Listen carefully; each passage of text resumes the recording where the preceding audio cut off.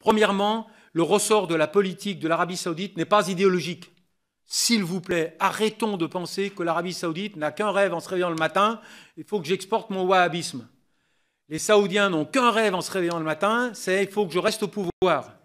À n'importe quel prix, je suis au prix de n'importe quelle concession idéologique. C'est-à-dire que je suis capable de prendre appui sur des acteurs qui, sur le papier, me sont hostiles. Et je peux vous donner des dizaines d'exemples. Le cas yéménite est particulièrement évocateur. Les Saoudiens ont soutenu le Sud communiste contre le Nord religieux au moment de l'épisode de guerre civile de 1994. Au début de la crise qui a conduit à la guerre que nous connaissons, à la coalition, les Saoudiens, je peux vous l'assurer, ont soutenu les rebelles chiites Houthis contre le président élu, contre le système institutionnel sorti du processus de consultation nationale. Et pourquoi ils le faisaient? Parce que les Saoudiens, ils ont deux ennemis. Le vrai ennemi qui les menace, il n'est pas chiite.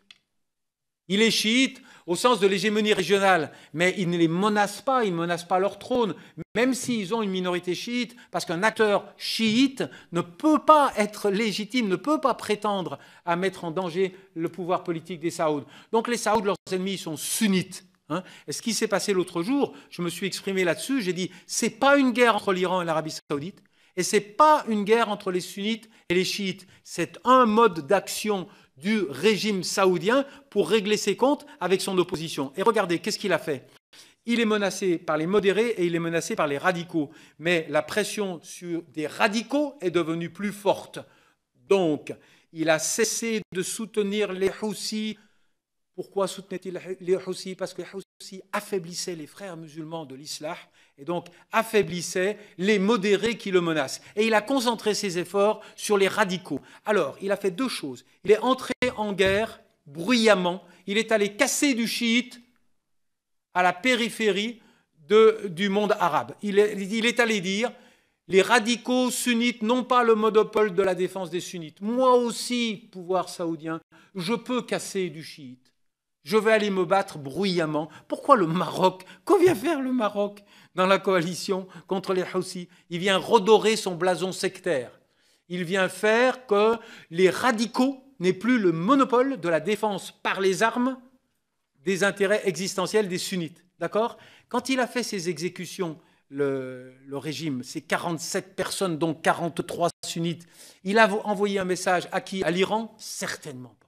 Il a sous-estimé l'impact de ce geste à l'égard de l'Iran. Il a envoyé un message aux sunnites radicaux et il leur a dit « je vais vous taper de deux manières. Je vais vous rappeler que le bâton est là et je vais exécuter 43 d'entre vous, mais je vais vous prendre sur le terrain du radicalisme anti-chiite et je vais vous démontrer que moi, je peux assassiner aussi un ou deux chiites. Hein, et je vais exécuter Nimr Bakr el-Nimr, qui n'était pas un terroriste au sens où l'étaient les autres véritablement.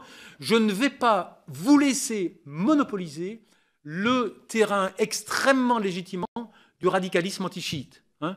Donc, si vous voulez, il faut désidéologiser notre lecture de la stratégie des monarchies du Golfe.